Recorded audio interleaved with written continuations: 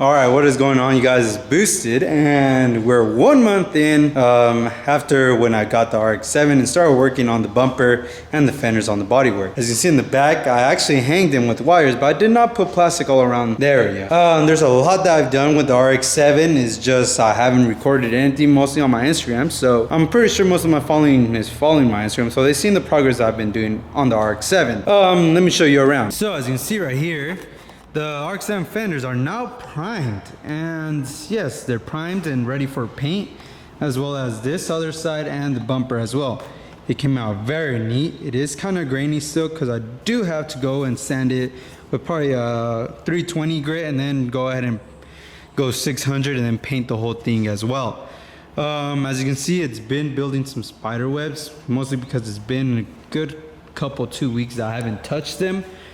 So yeah, this is what I've been doing so far. It's just a lot of body work. I have been trying to save up for the RX7 just to complete my build, but in the meantime, I have been painting my parts. But before I jump ahead onto the painting progress, I want to show you that I primed the whole body of the RX7 and it's actually ready for paint as well. I did get some new accessories like my S4 side mirrors, and I got a new dash over there and some other accessories for the interior. I did manage to get wheels actually for the front, and I'm gonna get the same ones for the rear. I am kind of going for the budget build style, but it is mostly gonna be for exterior looks and for bumpers and fenders and all that kind of stuff.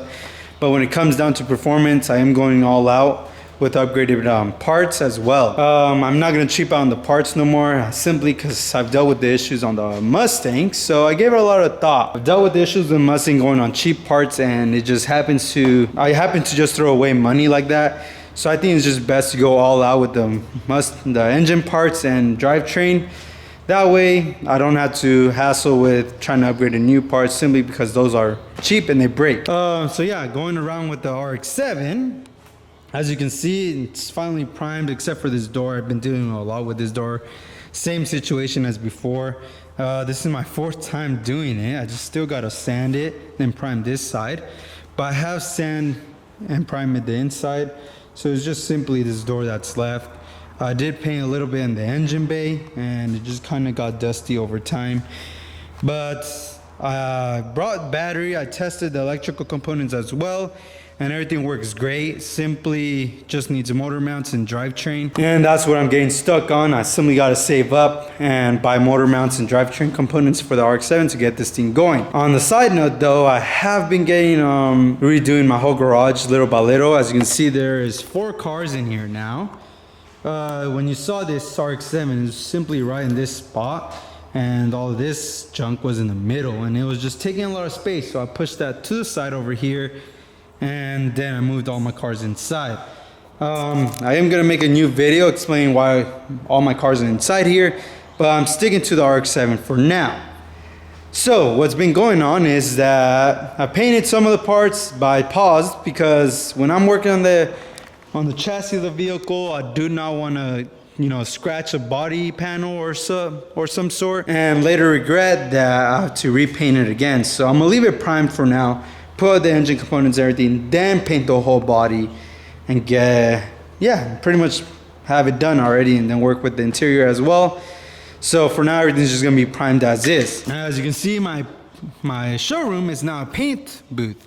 So I'm gonna go ahead and push these fenders inside the paint booth and get them just prepped for paint, even though, well, I might paint these simply because they're off the car, but that is not getting painted, that's for sure. So I'm gonna go ahead and throw those inside the showroom. I think I caught up to everything that I've done already. I've done interior, I got interior components. I did get my 5 lug, so that's why you see the wheels right there. I got my T2 5 lug 4-piston calipers and rotors, and the hub and spindles.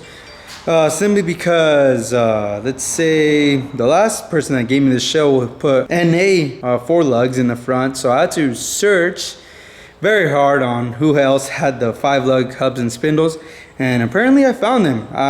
That's how I found the rest of the interior components, because this guy just was parting out his whole car. So as you can see, this is a dash. It's pretty freaking mint condition. They're very rare to find, especially in black, but this is a gray dash. is you can see it build up some spider webs. That's one of the parts that I got. Moving on over here, so there's the other component. I got a steering wheel now. I am going with the original Mazda steering wheel simply because I'm trying to go budget on some of the corners that I just don't need aftermarket parts for that reason. I did get door cards. They're currently in my room. They're all washed up and clean. It's just the fabric inside the shop is just gonna get damaged again. But as you can see, I already had the 4-piston caliper rotors because this was an original T2 chassis. So right here you can see I got my rotors dirt cheap, got them for 40 bucks pretty much for both. And the hub and cylinders got them for 50 bucks with the wheels, so that's on point. So that's pretty much what I got for interior parts. It's gonna make the car, you know, steer now. I did get outer tie rods for 20 bucks too. So I mean, I've been really good on getting parts for this car for the low. But yeah, that's pretty much what I got so far. All in here is all turbos 2 parts as well, just parts that I know don't need, so I might have to put it in the market as well. And I'll put my other stuff in the market as well, because these parts are just sitting there and collecting dust. I wouldn't doubt if there's a Black Widow in there. So this is a color that I'm going with. It collected dust, so it doesn't look very shiny at all. I am gonna have to 3000 grit it and then polish it to remove all the orange peel, the graininess, because I mean it is in the shop, so it collected a lot of dust, and dust got stuck to the clear coat. But it is whatever. This is supposed to be my project car, but as you can see, it looks very nice. Look at that. When it hits the sun or in the darkness, it looks very different in pattern. But yeah, I got my headlight covers on, I got my trim pieces going, I got my side mirror going. Looks very nice indeed. And then my doors, my door handles, which, yeah, that's the issue that I'm dealing with right now, because simply this lip right here, you know, gets stuck with the paint. So I'm gonna go ahead and have to grind this part down. That's what I might do, and then sand the whole body again and respray it. That's the sad part about it, but I'd rather do it now than complain about it later. So yeah, right here I got my other side mirror, and I fully restored my S4 tail lights. And yeah, I'm gonna go ahead and sand them down and paint them gloss black, and then put a clear coat on it again to bring that shine. It's gonna look pretty damn neat. Yeah, that is pretty much what I've done for the RX-7. It looks like I've not done too much, but it's been a big ass grind trying to get these parts painted and fix all the dents since I got them for the low. Interior wise, it's all the same, still nothing different. And yeah, and then I also noticed I don't have a T2 diff, so that's a sad part about it. But since I can't find a T2 diff, I'm gonna have to go ahead and get a Ford 8.8 Explorer diff, and then go with the Ronin style adapters. I couldn't make the brackets myself though, but who knows, you guys. So I'm gonna go ahead and end this video, and yeah, thanks for looking at the video, and stay boosted.